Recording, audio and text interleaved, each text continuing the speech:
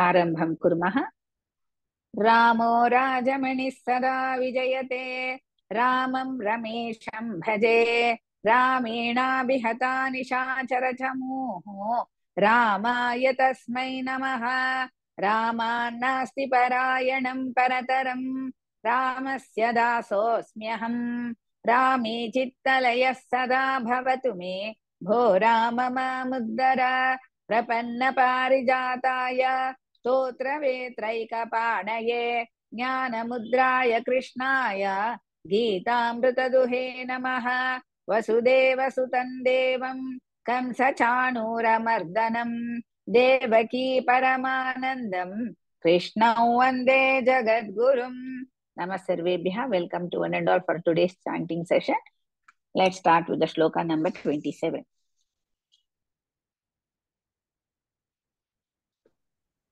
रम्या केआर भगिनी. श्रीभगवानुवाच श्रीभगवानुवाच श्रीभगवानुवाच गीता मे हृदयं पार्थ,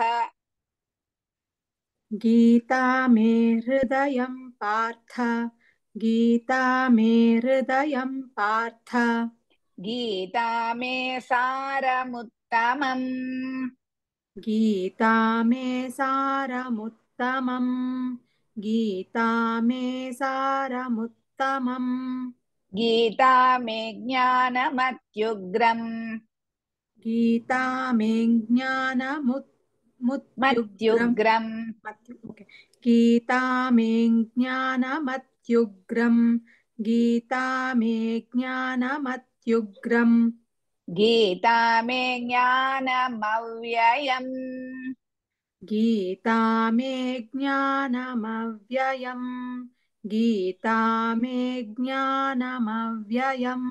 उत्तमं भगिनि. धन्यवादः. Now one line we will start chant begin. Shri Bhagavanuvach Gita me hridayam partha, Gita me saramuttamam. श्रीभगवानुवाच गीता मे हृदयं पार्थ, गीता मे सारमुत्तमम्. श्रीभगवानुवाच गीता मे हृदयं पार्थ, गीता मे सारमुत्तमम्. गीता मे ज्ञानमत्युग्रम्, गीता मे ज्ञानमव्ययम्, गीता मे ज्ञानमत्युग्रम्, गीता मे ज्ञानमव्ययम्, गीता मे ज्ञानमत्युग्रम्, गीता मे ज्ञानमव्ययम्. उत्तमं भगिनि. विमला भगिनी. यस् महोदय. श्रीभगवानुवाच श्रीभगवानुवाच श्रीभगवानुवाच गीता मे हृदयं पार्थ, गीता मे हृदयं पार्थ, गीता मे हृदयं पार्थ, गीता मे सारमुत्तमम्, गीता मे सारमुत्तमम्, गीता मे सारमुत्तमम्, गीता मे ज्ञानमत्युग्रम्, गीता मे ज्ञानमत्युग्रम्, गीता मे ज्ञानमत्युग्रम्, गीता मे ज्ञानमव्ययम्, गीता मे ज्ञानमव्ययम्, गीता मे ज्ञानमव्ययम्. उत्तमं भगिनि. Now I'm going to recite one line, you will recite the same 2 times. Shri भगवानुवाच गीता मे हृदयं पार्थ, गीता मे सारमुत्तमम्. श्रीभगवानुवाच गीता मे हृदयं पार्थ, गीता मे सारमुत्तमम्. श्रीभगवानुवाच गीता मे हृदयं पार्थ, गीता मे सारमुत्तमम्. गीता मे ज्ञानमत्युग्रम्, गीता मे ज्ञानमव्ययम् गीता मे ज्ञानमत्युग्रम् गीता मे ज्ञानमव्ययम् गीता मे ज्ञानमद्युग्रम् गीता मे ज्ञानमव्ययम् उत्तमं भगिनि डॉक्टर श्रीधर सुब्रह्मण्यम महोदय हाँ महोदय श्रीभगवानुवाच गीता मे हृदयं पार्थ गीता मे सारमुत्तमम् गीता मे ज्ञानमत्युग्रम् गीता मे ज्ञानमव्ययम् श्री भगवानुवाच गीता मे हृदयं पार्थ गीता मे सारमुत्तमम् गीता मे ज्ञानमत्युग्रम् गीता मे ज्ञानमव्ययम् Uttama Mahodaya. Here Bhagavan says, he explains, O Partha, the Gita is my heart. The Gita is my supreme essence. And the Gita is the most powerful, imperishable knowledge. That is, it will not spoil. Imperishable knowledge of me. So, this is the gist of this one. Who is the full sloka? Who is that? Mahodaya, you are going to recite the full sloka. Okay, may I recite? Yes. Yeah. Shri भगवानुवाच गीता मे हृदयं पार्थ गीता मे सारमुत्तमम् गीता मे ज्ञानमत्युग्रम् गीता मे ज्ञानमव्ययम् Uttama Mahodaya. नलिनी भगिनी नमस्ते ma'am Kirtana sarva papani. Vilayam is their second pada. Next letter is ya. Vilayai yanti tat kshanat. Vilayai yanti tat kshanat. Coming to the second line. Ganga Gita cha Gayatri Sita Satya Saraswati. Ganga Gita cha Gayatri Sita Satya Saraswati. Let us start again. Kirtana sarva papani. कीर्तना सर्वपापानि कीर्तना सर्वपापानि विलययन्ति तत्क्षणात् विलययन्ति तत्क्षणात् विलययन्ति तत्क्षणात् गंगा गीता च गायत्री गंगा गीता च गायत्री गंगा गीता च गायत्री सीता सत्या सरस्वती सीता सत्या सरस्वती सीता सत्या Saraswati one more line is there ब्रह्मवल्ली Brahma Vidya sorry that is not it's not three no I think Brahmavalli Brahma Vidya and Ardha Matra is one no is enough Bhagini. Okay, thank Now you. let us okay Brahma Vidya is in the okay Brahmavalli Brahma Vidya Brahmavalli Brahmavidya Brahmavalli Brahmavidya Trisandhya Mukti Dehini. Trisandhya Mukti Dehini I think this one is sorry Bhagini. Complete Trisandhya Mukti Dehini. Uttama Bhagini. Thank you. Neeraja भगिनी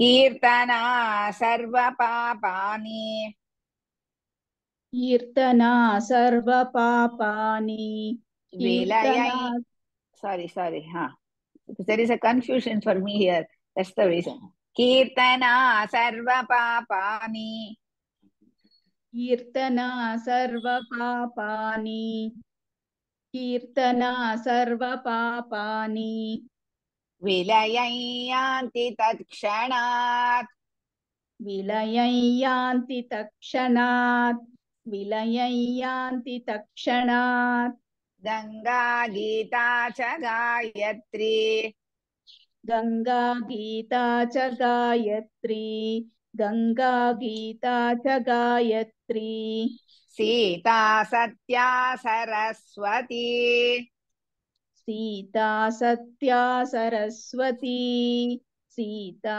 सत्या सरस्वती ब्रह्मवल्ली ब्रह्मविद्या ब्रह्मवल्ली ब्रह्मविद्या ब्रह्मवल्ली ब्रह्मविद्या त्रिसन्ध्या मुक्तिदेहिनी त्रिसन्ध्या मुक्तिदेहिनी त्रिसन्ध्या मुक्तिदेहिनी उत्तमं भगिनि रजनी सुब्रह्मण्यम भगिनी यस महोदय गंगा गीता कीर्तना सर्वपापानि विलयन्ति तत्क्षणात् कीर्तना सर्वपापानि विलयन्ति तत्क्षणात् कीर्तना सर्वपापानि विलयन्ति तत्क्षणात् गंगा गीता च गायत्री सीता सत्या सरस्वती गंगा गीता च गायत्री सीता सत्या सरस्वती गंगा गीता च गायत्री सीता सत्या सरस्वती ब्रह्मवल्ली ब्रह्मविद्या त्रिसन्ध्या मुक्तिदेहिनी ब्रह्मवल्ली ब्रह्मविद्या त्रिसन्ध्या मुक्तिदेहिनी ब्रह्मवल्ली ब्रह्मविद्या त्रिसन्ध्या मुक्तिदेहिनी उत्तमं भगिनि धन्यवादः प्रेमा कोटीश्वरन भगिनी यस महोदय कीर्तना सर्वपापानि विलयन्ति तत्क्षणात् कीर्तना सर्वपापानि one line. विलयन्ति तत्क्षणात्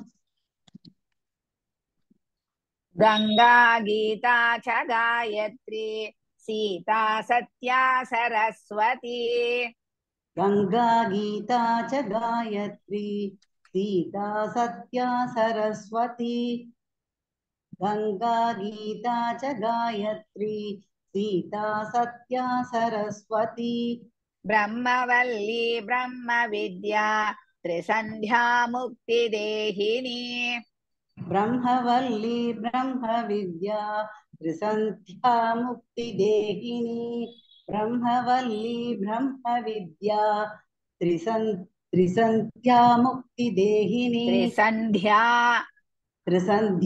मुक्तिदेहिनी त्रिसन्ध्या मुक्तिदेहिनी गणेश प्रसाद महोदय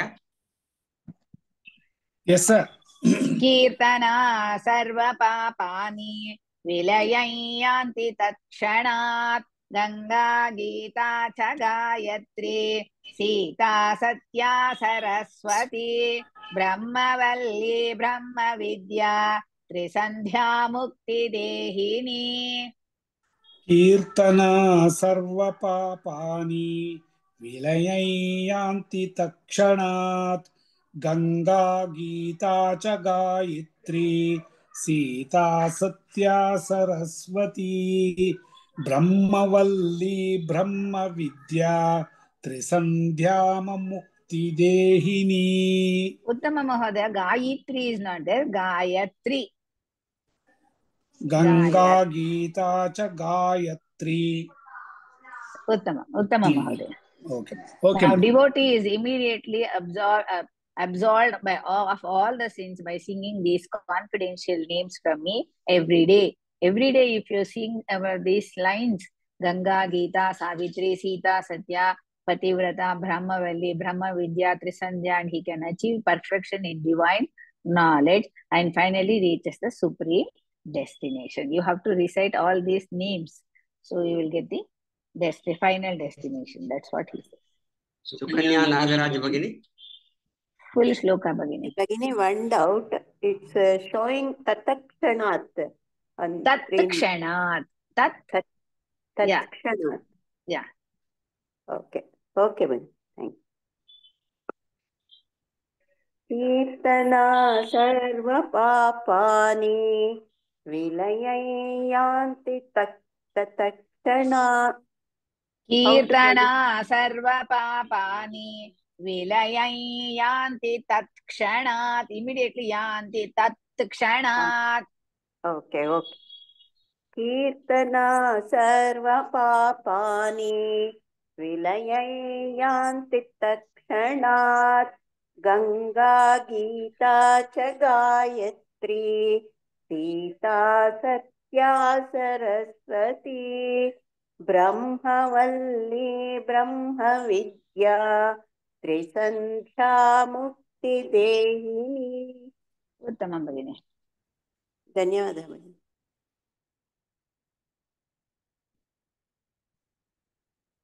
एन् लक्ष्मी भगिनी।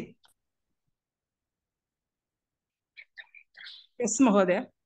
अर्धमात्रा अर्धध इज महाप्राण चिदानंदा भवग्नि भ्रांति नाशिनी भ इज महाप्राण फर्स्ट भवग्नि भ्रांति भा इज महाप्राण and दीर्घ इत्येतानि वेदत्रयी परानंदा तत्वार्थ ज्ञान मंजली वेदत्रयी परानंदा तत्वार्थ ज्ञान मंजली इत्येतानि जपे नित्यं नरो निश्चल मानसः। लेट अस स्टार्ट भगिनी। अर्धमात्रा चिदानंदा अर्धमात्रा चिदानंदा अर्धमात्रा चिदानंदा भवग्नि भ्रांति नाशिनी भवग्नि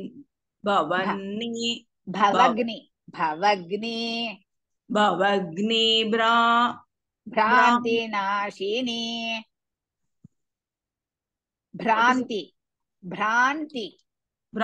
okay, because these slokas we don't have, no, I'm just writing down. We have is sent in the group, right? You are Tamil or the Tamil version, Hindi version? Oh, sent. Okay. It has been sent. Yeah, it's went. I think I don't know about the Telugu version. They have, I will tell tomorrow. Sorry, Telugu he is going to send it tomorrow, but the rest all is there. Bhagini, Sanskrit, I mean Hindi, the Sanskrit version is not there, no, Bhagini. This Tamil is Sanskrit, version the one is the one that is displayed here. Yeah, no, but on the group, Bhagini, that for us to take printout. Bhavagni, what is that, ma'am? Brahmana, Bhavagni. Bhavagni Bhranti Nashini. I will discuss these things later, Bhagini. Bhavagni Bhranti Nashini. Bhavagni Bhranti Nashini. Bhavagni Bhranti Nashini. Vedatrayi Parananda. Vedatrayi Parananda. Vedatrayi Parananda. Tattvartha Jnana Manjali. Tattvartha Jnana Manjali. Tattvartha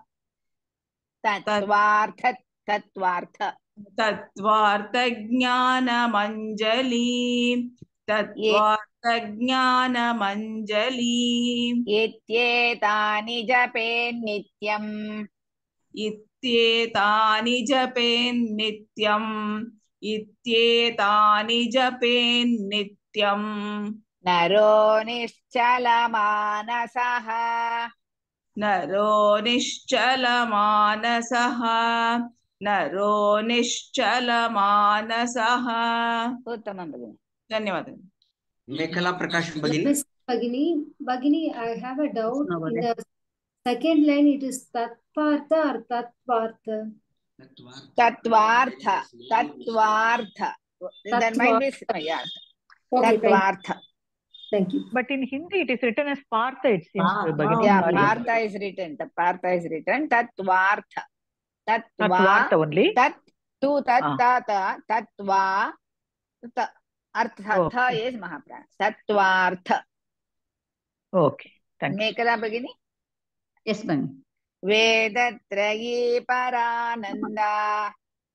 No, previous line, Bhagini. Arthamatra. Oh, Ardhamatra. This is one confusion is there between the अर्धमात्राचिदानन्दा अर्धमात्राचितानन्दा अर्धमात्राचितानन्दा भवग्नि भ्रान्तिनाशिनी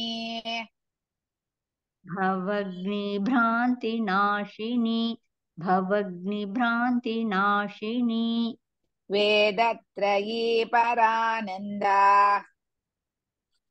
वेदत्रयी परानन्दा वेदत्रयी परानन्दा तत्त्वार्थज्ञानमञ्जली तत्त्वार्थज्ञानमञ्जली तत्त्वार्थज्ञानमञ्जली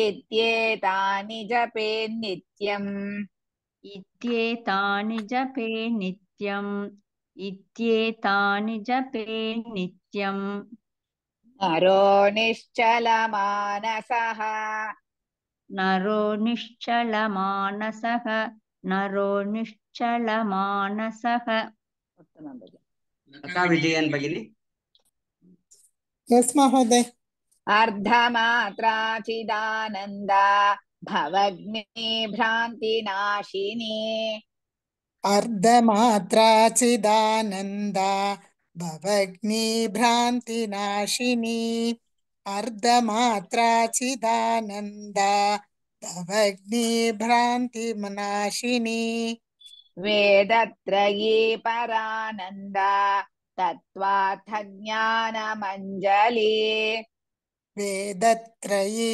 परानन्दा तत्त्वार्थज्ञानमञ्जली वेदत्रयी परानन्दा तत्त्वार्थज्ञानमञ्जली इत्येतानि जपे नित्यम् इत्येतानि जपे नित्यम् इत्येतानि जपे नित्यम् नरो निश्चलमानसः नरो निश्चलमानसः नरो निश्चलमानसः उत्तमं भगिनि कामाक्षी कल्याणसुन्दरं भगिनी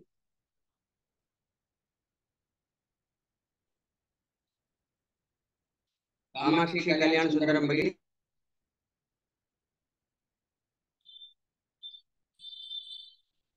निर्मला नटराजन भगिनी नमस्ते नमस्ते महोदय महोदय नमस्ते महोदय ओके कामाक्षी भगिनी अर्धमात्राचिदानन्दा भवग्नि भ्रान्तिनाशिनी अर्धमात्राचिदानन्दा भवग्नि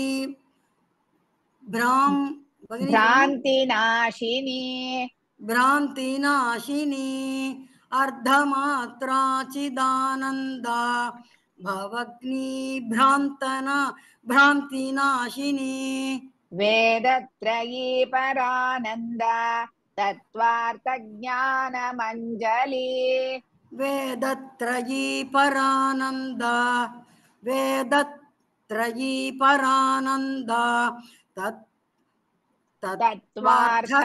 तत्त्वार्थ is not it तत्त्वार्थज्ञानमञ्जली तत्त्वार्थज्ञानमञ्जली वेदत्रयी परानन्दा तत्त्वार्थ वा भगिनी तत्त्वार्थज्ञानमञ्जली वेदत्रयी परानन्दा तत्त्वार्थज्ञानमञ्जली तत्त्वार्थज्ञानमञ्जली इत्येतानि जपे नित्यं नरो निश्चलमानसः इत्येतानि जपे नित्यं नरो निश्चलमानसः इत्येतानि जपे नित्यं नरो निश्चलमानसः उत्तमं भगिनि निर्मला नटराजन भगिनी नमस्ते महोदय अर्धमात्राचिदानन्दा भवग्नि भ्रान्तिनाशिनी वेदत्रयी परानन्दा तत्त्वार्थज्ञानमञ्जली इत्येतानि जपे नित्यं नरो निश्चलमानसः अर्धमात्रा चिदानन्दा भवग्नि भ्रान्तिनाशिनी वेदत्रयी परानन्दा तत्त्वार्थज्ञानमञ्जली इत्येतानि जपे नित्यं नरो निश्चलमानसः। उत्तमं भगिनि, उत्तमं, धन्यवादः। This shloka number 28 and 29 goes together. So they have written the meaning together. That is, any devotee is immediately absolved by all his sins, singing these confidential every day. Ityetani jape nityam naro nishtala manasaha. Then he says, Ganga, Gita, Savitri, Sita, Satya, Pativrata, Brahmavalli, Brahmavidya, Trisandhya, all these names, the river names, if he is chanting every day, he can achieve perfection in the divine knowledge and finally reach at the supreme destination. Madam told 28 shloka, 29 shloka, both are clubbed together for the making the meaning of the shloka. Kritika Vijay Bhagini, full shloka, 29. Namaste. Ardhamatra-chidananda bhavagni-bhranti-nashini vedatrayi parananda tattvartha-jnana-manjali ityetani jape nityam naro nischala-manasah. Uttamam Bhagini. Let's move on to the last one.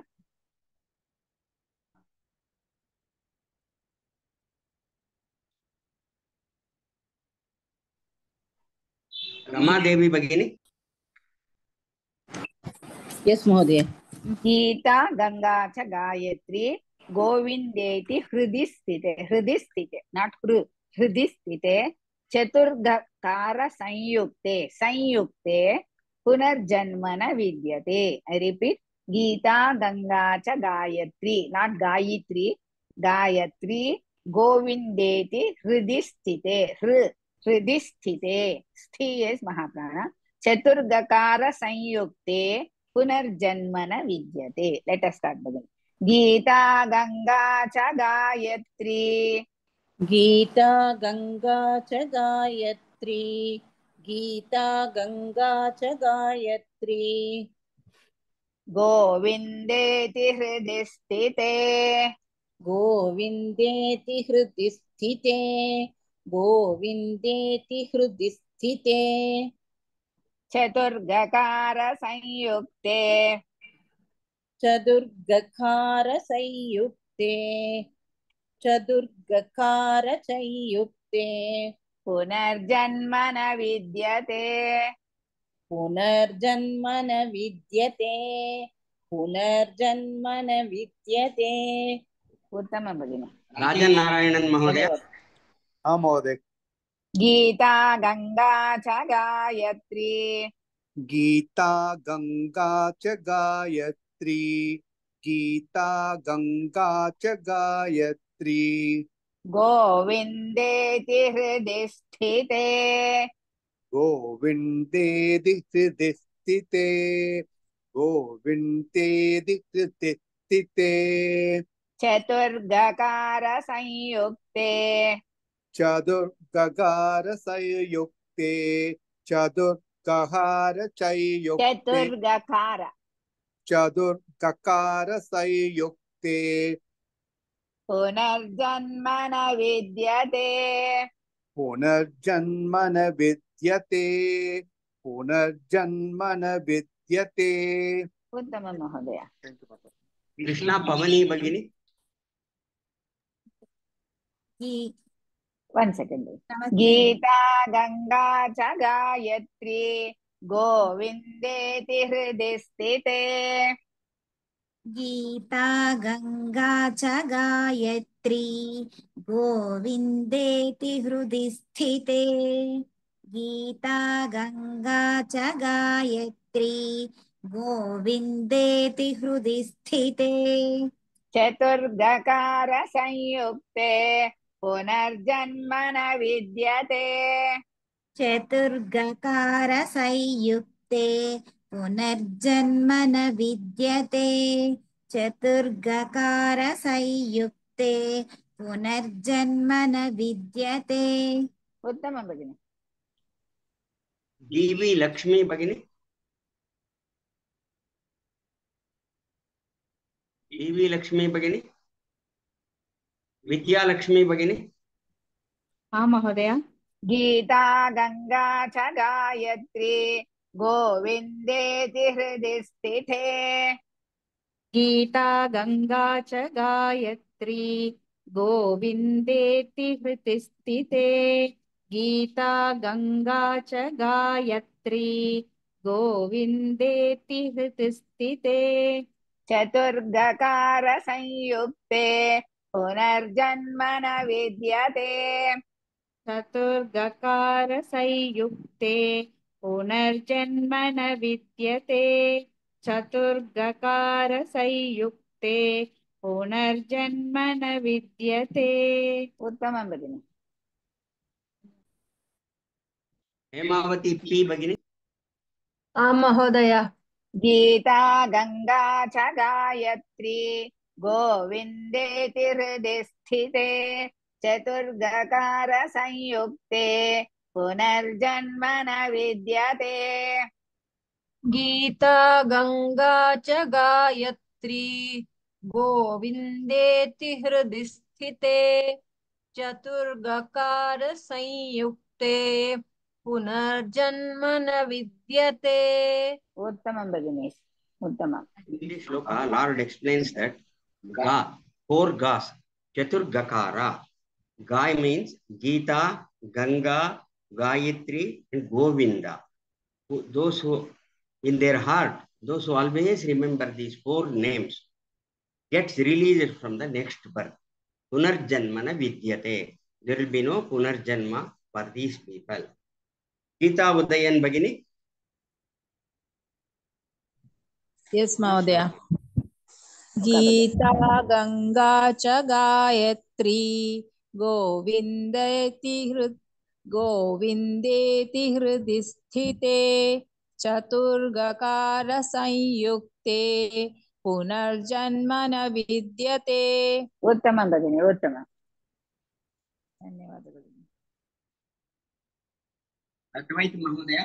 Advait Mahodaya. Yes, Mahodaya. I'm going to teach one line full Mahodaya. This one. Tvameva mata cha pita tvameva. Tvameva mata cha pita tvameva. Tvameva mata cha pita tvameva. Tvameva bandhuscha. Dha is Mahaprana.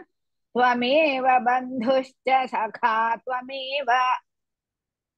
त्वमेव बन्धुश्च सखा त्वमेव त्वमेव बन्धुश्च सखा त्वमेव त्वमेव विद्या द्रविणं त्वमेव त्वमेव विद्या द्रविणं त्वमेव त्वमेव विद्या द्रविणं त्वमेव त्वमेव सर्वं मम देव देव त्वमेव सर्वं मम देव देव त्वमेव सर्वं मम देव देव उत्तम महोदय गायत्री भगिनी kindly note that bandhu dhu is mahaprana sakha mahaprana dravinan because ma kara will go because next letter is ta dadana that's all tvameva mata cha pita tvameva त्वमेव माता च पिता त्वमेव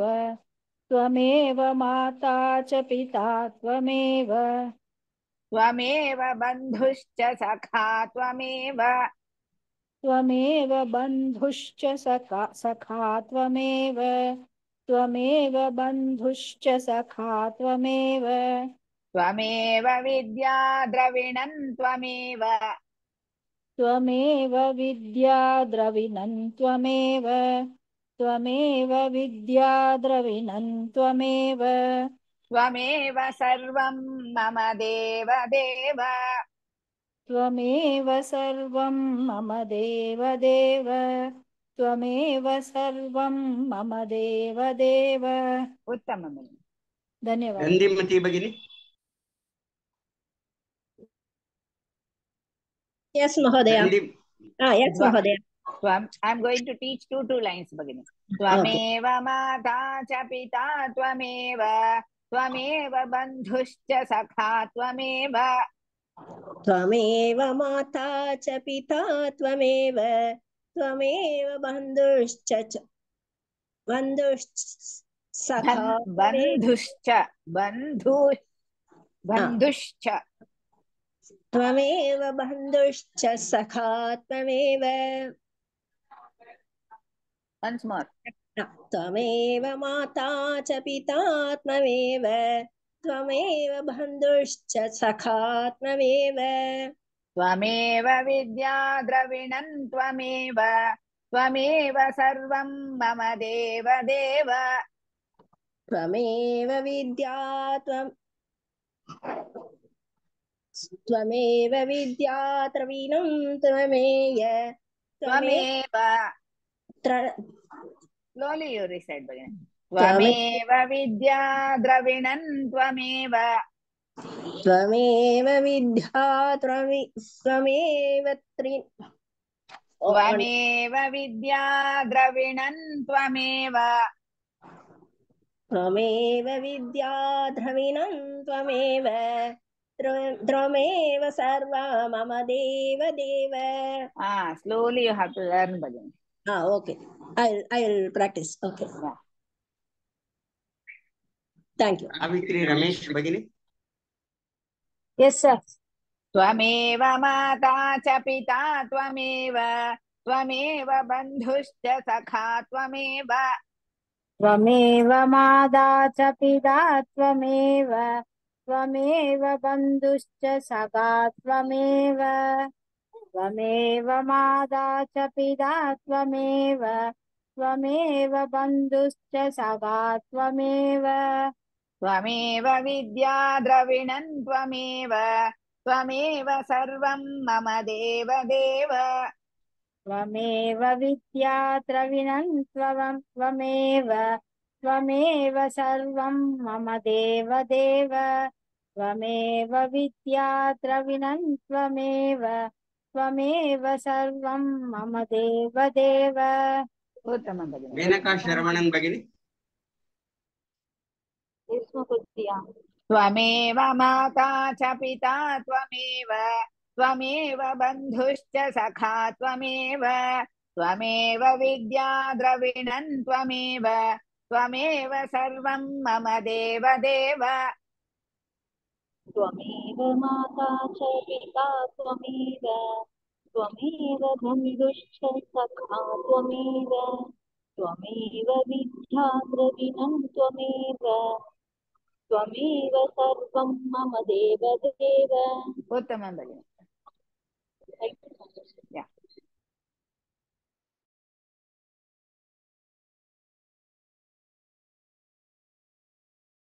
In this shloka, Lord says, all of you know that this shloka very well. You are truly are my mother, and you are truly are my father. You are truly are my relative, and you are my friend. You are my knowledge, and you are truly my wealth. You are truly my all, my God of gods. So this is the last prayer of this Mahatmya. And when you read 18 chapters, after reading Mahatmya, you are praying your father, mother, everybody, telling God that mother, father, relative, friend, everybody is yourself. Everybody is yourself. Everybody is you. All gods are gods. What he says. Anupama Bhatt Bhagini. Anupama Bhatt Bhagini. Mahodaya. Can you chant full shloka? Okay. त्वमेव माता च पिता त्वमेव त्वमेव बन्धुश्च सखा त्वमेव त्वमेव विद्या द्रविणं त्वमेव त्वमेव सर्वं मम देवदेव. Uttamam Bhagini. धन्यवादः. Now in the end you are going to say, all of you, iti Shri Gita, Shri is not required. Iti Shri Gita Mahatmyam Sampurnam. Kindly write it in your book. Iti Shri Gita Mahatmyam Sampurnam. Then you will say Shri Krishna Arpanamastu. To all of you, I am writing.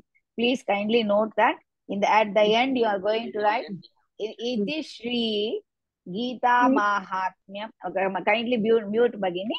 Anupama Bhatt Bhagini, kindly mute yourself. Iti Shri Gita Mahatmyam Sampurnam. Then you'll say Shri Krishna Arpanamastu, because after this you are going to do the Arati. So for that, whoever is reciting the 18th chapter, they are not going to say that Yatra Yogeshwara, because you have already done it in the 18th chapter. So you will start from the beginning, Dharo Vacha. First you will say Atha Gita Mahatmyam, then you will go to Dharo Vacha. Then in the end you will say Iti Shri Gita Mahatmyam Sampurnam Shri Krishna Arpanamastu. Then only you will take up for the art.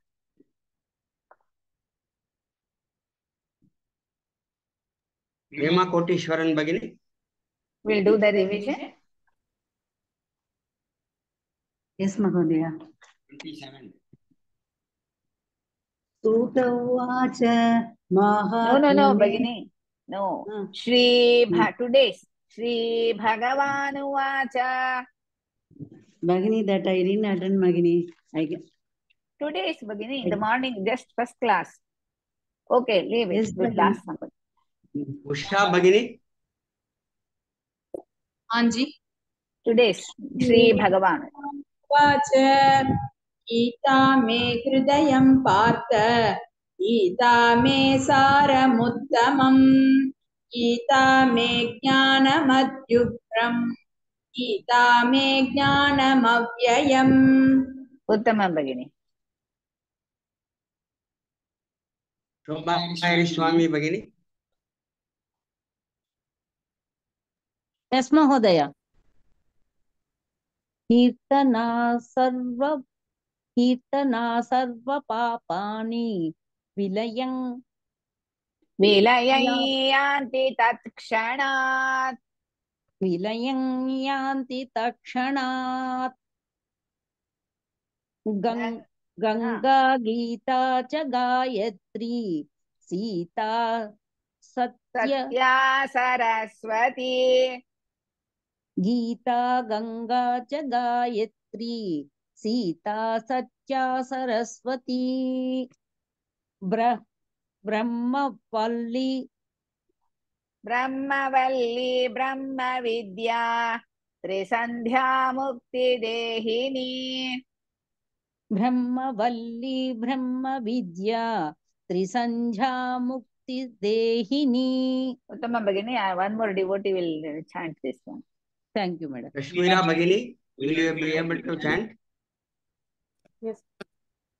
Kirtana sarva papani vilayanti takshanat Ganga Gita cha Gayatri Sita Satya Saraswati Brahmavalli Brahma Vidya Trisandhya Mukti Dehini. Uttamam Bhagini.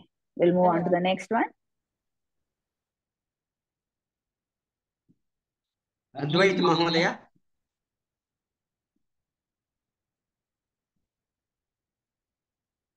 Advait Mahodaya. Yes, Mahodaya. 29. Ardhamatra chidananda bhavagni Bhranti Nashini. Bhavagni Bhranti Go back Nishani. once more. Ardhamatra chidananda Bhavagni Bhranti Nashini Vedatrayi Parananda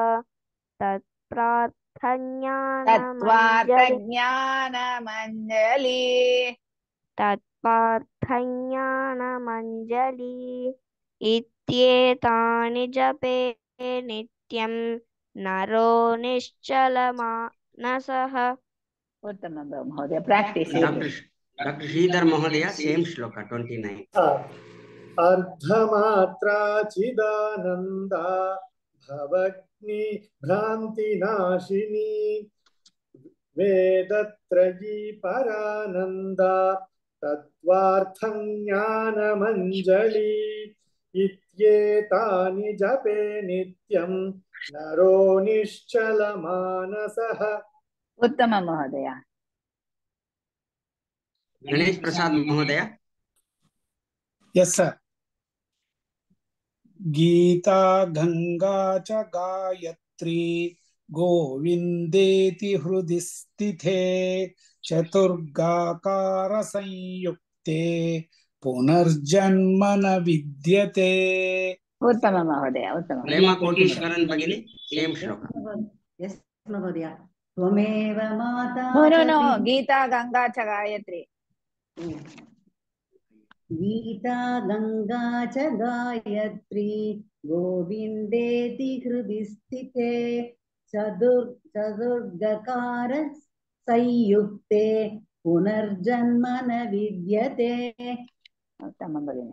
I want to say last one sloka. No, you will tell. The others are there, Bhagini. We have to give chance to the others also. Okay, ma'am. We will give chance later, okay? We will give one. Okay, ma'am. Wherever you want. Sukanya Nagraj.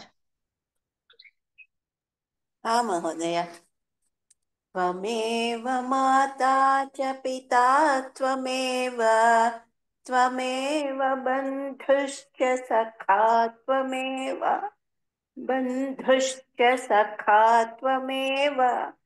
त्वमेव विद्या द्रविणं त्वमेव सर्वं मम देवदेव. उत्तमं भगिनी. कृतिका विजय भगिनी. Same श्लोका महोदय. त्वमेव माता च पिता त्वमेव बन्धुश्च सखा त्वमेव विद्या द्रविणं त्वमेव सर्वं मम देवदेव. Let me recite. Shri Bhagavanuvāca Gītā me hridayam partha Gītā me sāramuttamam Gītā me jnānamatyugram Gītā me jnānamavyayam Kirtanā sarva pāpāni vilayayanti takshanāt Gangā Gītā ca Gayatri Sita सत्या सरस्वती ब्रह्मवल्ली ब्रह्मविद्या त्रिसन्ध्या मुक्तिदेहिनी अर्धमात्रा चिदानन्दा भवग्नि भ्रान्तिनाशिनी वेदत्रयी परानन्दा तत्त्वार्थज्ञानमञ्जली इत्येतानि जपे नित्यं नरो निश्चलमानसः गीता गंगा च गायत्री गोविंदेति हृदि स्थिते चतुर्गकार संयुक्ते पुनर्जन्म न विद्यते. त्वमेव माता च पिता त्वमेव बन्धुश्च सखा त्वमेव विद्या द्रविणं त्वमेव सर्वं मम देवदेव. इति श्री गीता माहात्म्यं संपूर्णं श्रीकृष्णार्पणमस्तु. धन्यवादः सर्वेभ्यः. पुनर्मिलामः. समापयामः. ॐ पूर्णमदः पूर्णमिदं पूर्णात् पूर्णमुदच्यते पूर्णस्य पूर्णमादाय पूर्णमेवावशिष्यते. ओम शांति शांति शांति. धन्यवादः सर्वेभ्यः. And from tomorrow onwards, that is next class onwards, Monday, we are going to teach you the Aarti. Mahodaya is going to teach Aarti for you all. Okay, धन्यवाद. Dhanyavadah for all of you to bear with me, and I am also going to miss you all, But still two more days are there for us to be with you all.